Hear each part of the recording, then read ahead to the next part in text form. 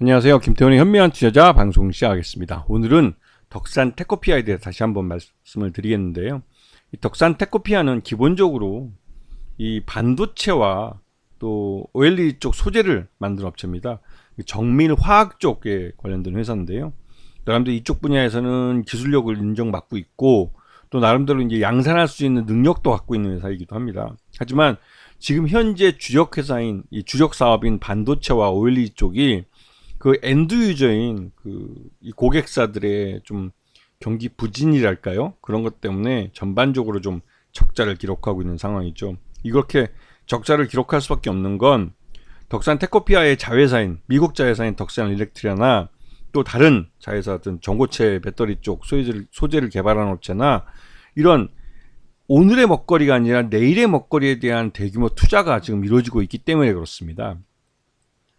지금 이 OLED 소재 쪽은 이 업체의 이제 주력 사업 중에 한 가지인데 덕산 테코피아가 만든 이런 중간체는 그 다음 OLED 소재 쪽으로 넘어가서 덕산 네오룩스가 또 이거를 관련해서 제품을 만들고 삼성 SDI 등이 같이 만들고 이거를 삼성 디스플레이 쪽에 넘겨주면 여기서 OLED 패널을 만들게 되는 것이죠.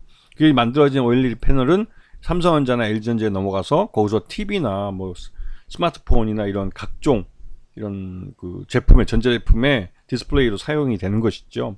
그러다 보니 가장 핵심적인 소재를 만드는 업체로 그 중요성이 부각되고 있는 겁니다. 하지만 중요한 건 엔드 유저가 잘 돼야만, 여기가 화랑이 돼야만 투자의 이 생산량이나 이런 것들이 늘어나기 때문에 규모의 경제를 달성해서 흑자를 낼 수 있는 겁니다. 즉 이 말은 이쪽이 침체하게 되면 이쪽은 몸져 알아야 누울 수밖에 없는 그런 사업 구조를 갖고 있는 것이죠. 그렇기 때문에 덕산 테코피아는 이러한 천수답적 사업 구조를 좀 벗어나기 위해서 사업 다각화 차원의 다른 전고체 배터리 쪽이나 또 다른 이 의약품 쪽 이런 쪽에 소재 쪽이나 중간체 쪽에 투자를 많이 하고 있습니다.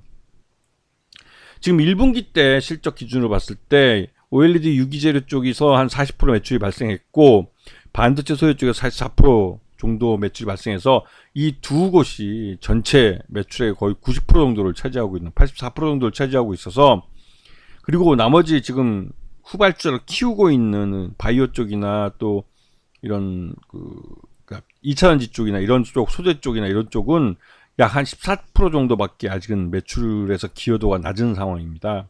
여기다 이제 덕산 테코피아가 이번에 공주에 새로 만든 정밀화학 공장에서 글로벌 빅파마의 비만 치료제 중간체를 양산을 해서 납품한다는 게 알려지면서 이거에 대한 기대감이 굉장히 커지죠. 왜냐면 글로벌 빅파마가 오다를 줄 정도면 규모가 어느 정도 있는 규모가 되고 이게 한 번 납품하고 말 게 아니라는 것이죠.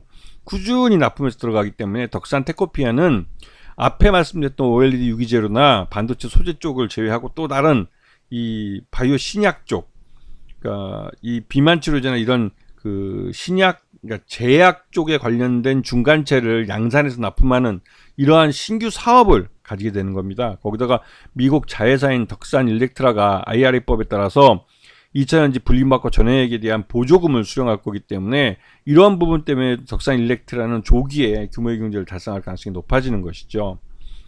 그래서 지금 1분기 실적을 보면 매출 예언은 늘었지만 영업이익이나 단기 순손실은 굉장히 늘어나 버렸습니다. 이건 굉장히 부정적인 것이죠. 그만큼 지금 투자가 많이 이루어지고 있는 그런 상황이기도 합니다. 그리고 이쪽은 최대주가 덕산산업으로 이쪽이 42.61%를 갖고 있고, 그리고 창업주의 차남인 이수환 대표가 이대주주로 10.54%를 갖고 있습니다. 그래서 이 덕산산업 이쪽에 있는 이 42.61%를 이수환 대표가 물려받아야만 이게 이제 덕산산업하고의 이런 덕산 그룹과의 이런 계열 관계를 정리하고 독자적으로 살아갈 수가 있는 거죠.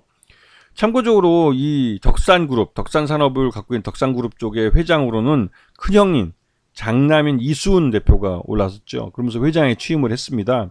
그래서 이제 일단은 경영권 승계가 이루어진 상태이긴 하지만 이 덕산 테코피아의 경영권을 동생이 완전히 갖고 이제 계열 분리를 하기 위해서는 이 덕산 산업이 갖고 있는 이 지분을 정리를 하긴 해야 됩니다.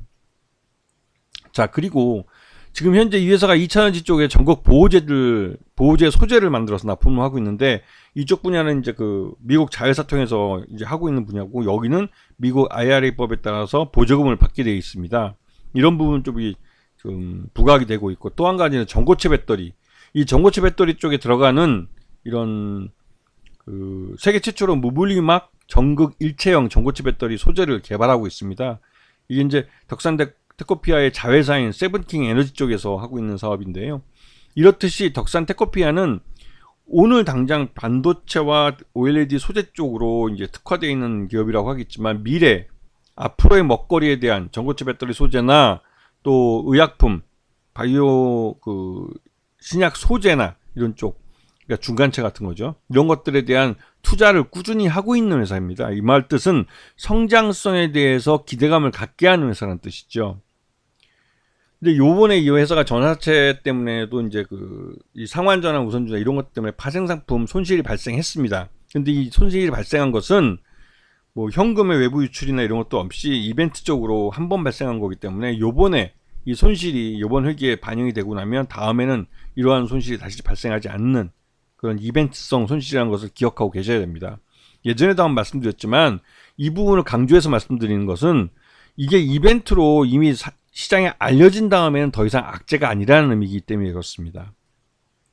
자, 그리고 요번에 시장에서 덕산 테코피아의 주가가 다시 한번 2차 상승을 하고 있는 이유는, 이 충남 공주에 있는 신공자에서 비만치료제, 이 비만치료제가 그 글로벌 다국적 제약사라는 곳인데 아직까지 영업상 비밀로 공개를 안 하고 있는데, 이쪽에다가 비만치료제 중간체를 양산을 해서 납품을 한다는 게 알려졌습니다. 그런데 이게 글로벌 다국적 제약사라는 건 한 번 이벤트로 주문을 주고 말 게 아니라 꾸준히 이런 양산이 계속 이루어지고 안정적으로 공장을 돌릴 수 있다는 의미이기도 하죠.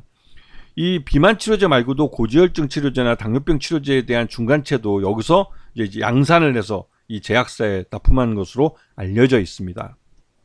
지금 그렇게 해서 덕산 테코피아는 지난 연말부터 해서 주가가 계속 우상향하면서 급하게 오르고 있는 상황입니다. 이게 지금 당장 반도체 소재나 OLED 소재 쪽은 나름대로 좀 고전을 면치 못하고 있지만, 내일의 먹거리에 대해서는 이 덕산 테코피아가 나름대로 경쟁력 있게 투자를 하고 있고, 그 투자한 부분에서 이 뭐 가시적인 성과를 낼 수 있을 거다라는 기대감이 큰 것이죠. 특히 전고체 배터리 같은 경우는 이미 상당히 그 상용화에 가까이 가 있는 상태고, 조만간 그 상용화 일정에 대해서 나올 가능성이 큽니다. 이게 아직까지는 이제 추정치로 이제 얘기가 나오고 있는데, 이게 뭐 삼성 SDI도 LG 엔솔보다는 먼저 전고체 배터리를 양산할 거라고 얘기를 하고 있고, 물론 LG 엔솔이 더 많은 돈을 투자하고 그래서 먼저 앞서가고 있는 건 사실이지만, 삼성 SDI는 이미 수원에다가 이 전고체 배터리의 그 파일럿 양산, 그 파일럿 생산할 수 있는 그 라인을 깔아둔 상태입니다. 그래서 거기서 이제 먼저 테스트를 해보기 때문에 이 전고체 배터리의 양산이 그렇게 먼 미래의 일이 아니라는 것이죠. 그런 면에서 덕산 테코피아는 나름대로 이 시장을 선점할 수 있는 기술력과 또 능력을 갖고 있는 업체로 평가되고 있는 겁니다. 그래서 미래에 대해서 투자를 잘하고 있고 알짜배기는 회사에다가 이 아버지에서 아들들로 경영권 승계가 이루어진 것이 나름대로 주가 할인 요인에 대한 부분을 다 제거한 상태이기 때문에 주가가 우상향할 가능성이 높다는 거였죠. 그래서 지금 이 반도체나 OLED는 기존 주력 제품들이 어느 정도 다시 이제 뭐랄까 좀 회복되고 있다고 그럴까요? 회복되고 있기 때문에 그런 부분에서 실적이 뒷받침이 돼주면 덕산 테코피아는 조만간에 흑자 전환할 가능성이 높습니다. 그리고 나머지 제약이나 이런 그쪽에서도 이제 신규 사업 쪽에서도 실적이 동반이 되기 때문에 그런 면에서 덕산 테코피아에 대한 주가 재평가가 지금 시장에서 이루어지고 있는 걸로 볼 수가 있는 것이죠. 아시겠죠? 자, 오늘 방송 여기서 마치겠습니다. 감사합니다.